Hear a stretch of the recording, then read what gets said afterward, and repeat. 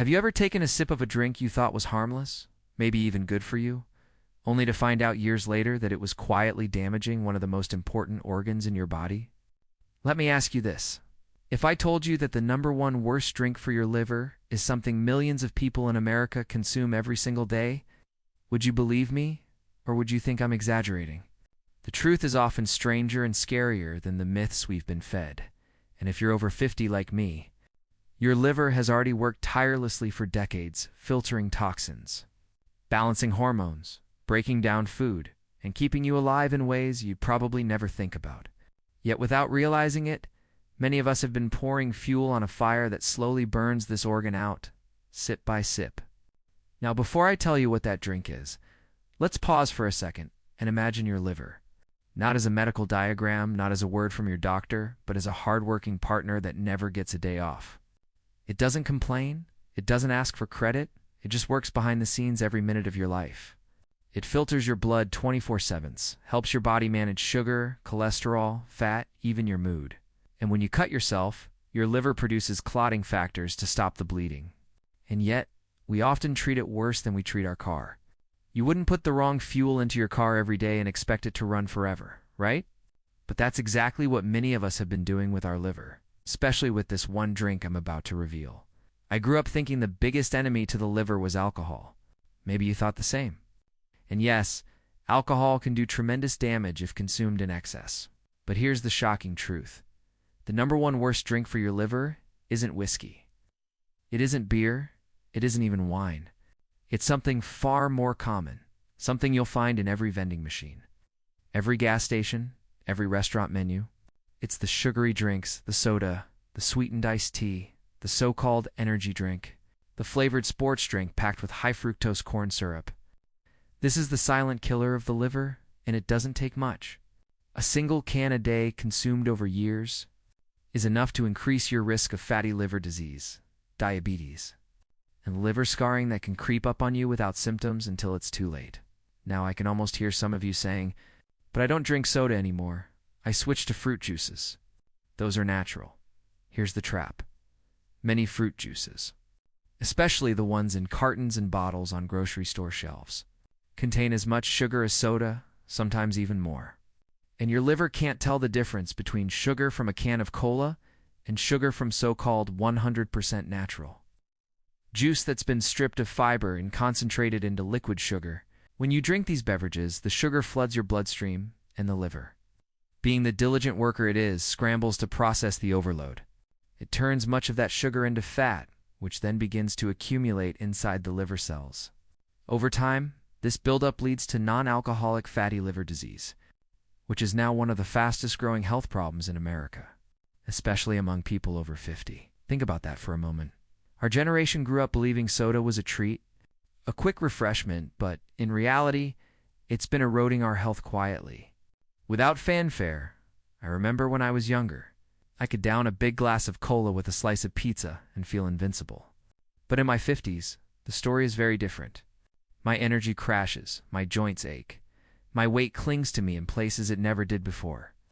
And my doctor once told me that my liver enzymes were higher than they should be. That was a wake-up call. I didn't drink alcohol much, so I was confused. Then I started digging, reading medical journals, talking to nutritionists, and the answer kept pointing back to sugar-sweetened drinks. I had fooled myself into thinking juices and occasional sodas weren't a big deal, but my liver knew otherwise. And maybe yours does too. If you've been told you have fatty liver, if you struggle with weight around your belly, or if you're just constantly tired for no clear reason, your liver may be waving a red flag. Now here's where it gets interesting. Why exactly are sugary drinks so uniquely toxic to the liver compared to solid foods? It's because of the way fructose, the main sugar in high fructose corn syrup in many juices, is metabolized. Unlike glucose, which every cell in your body can use for energy, fructose is processed almost entirely by the liver. It's like dumping all the garbage in your house onto one poor worker instead of sharing the load. When the liver is flooded with fructose, it quickly turns it into fat, and that fat doesn't just disappear. It clogs up the liver, triggers inflammation, and eventually causes scarring known as fibrosis. If this continues unchecked, it can progress to cirrhosis, or even liver cancer. And here's the kicker. You don't have to be overweight for this to happen. Skinny people who drink sugary beverages daily can and do develop fatty liver disease. So it's not just about the number on the scale. It's about what's happening inside. And before you think switching to diet sodas is the solution, let's be honest. Artificially sweetened drinks may not contain sugar, but studies show they can still confuse your metabolism, alter gut bacteria, and keep your sweet cravings alive, making it harder to break free from the sugar cycle. Your brain keeps asking for more, and eventually most people give in. So while diet soda may not hit the liver with sugar directly, it keeps you trapped in a loop that often leads you right back to the sugary stuff. I know this sounds heavy, but here's the good news. The liver is remarkably resilient. Unlike your heart or brain, the liver has the ability to regenerate.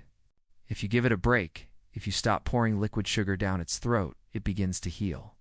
I've seen people even in their 60s and 70s reverse fatty liver disease simply by cutting out sugary drinks, losing a bit of weight, and adding more whole foods to their diet.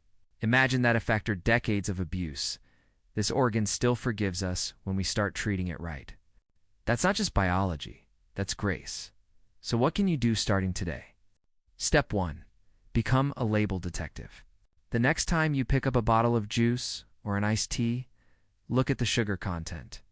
Many so-called healthy drinks contain 30 to 50 grams of sugar per serving. That's like eating 8 to 12 teaspoons of sugar in one sitting. Step 2. Swap wisely. Replace soda with sparkling water flavored with a squeeze of lemon or lime. Replace juice with whole fruits, where the fiber slows the absorption of sugar and gives your body vitamins in the way nature intended. Step 3. Build rituals that help your liver, not hurt it. Start your day with water, maybe warm with a slice of lemon, instead of orange juice from a carton.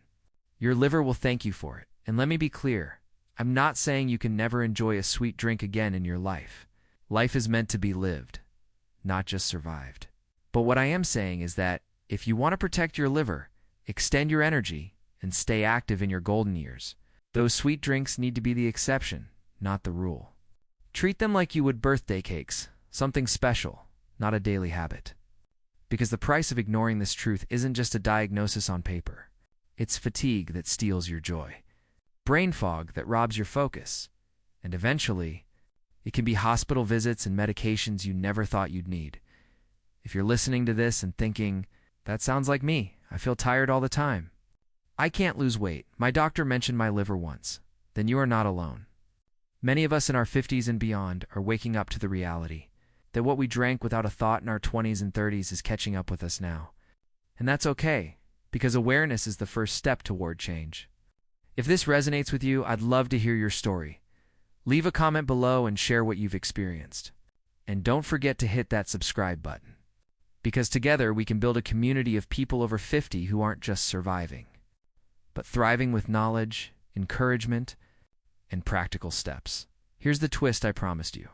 The worst drink for your liver isn't just soda or juice. The worst drink for your liver is any liquid that sneaks in excess sugar you don't need, is disguised as something refreshing or even healthy. The real enemy is hidden sugar, and once you see it, you can't unsee it. It's in your coffee creamer, your bottled smoothies, your fancy cafe drinks with whipped cream on top. And when you realize this, you suddenly see choices everywhere. You don't have to be a victim of the food industry's marketing. You can reclaim your health, one sip at a time. So as you set down that can or that glass, ask yourself, is this drink building my future or stealing it? Your liver is your lifelong partner, loyal beyond measure. It's time we start being loyal back. And the best news of all is this: it's never too late. Not at 50, not at 60, not even at 80. Change what you drink today. Your liver will start changing with you tomorrow. Let's honor this incredible organ by giving it the chance to keep doing what it does best, keeping us alive, vibrant, and ready for all the years still ahead. And if you're ready to make that change, drop a comment saying I'm in, because sometimes declaring it out loud is the first step to making it real.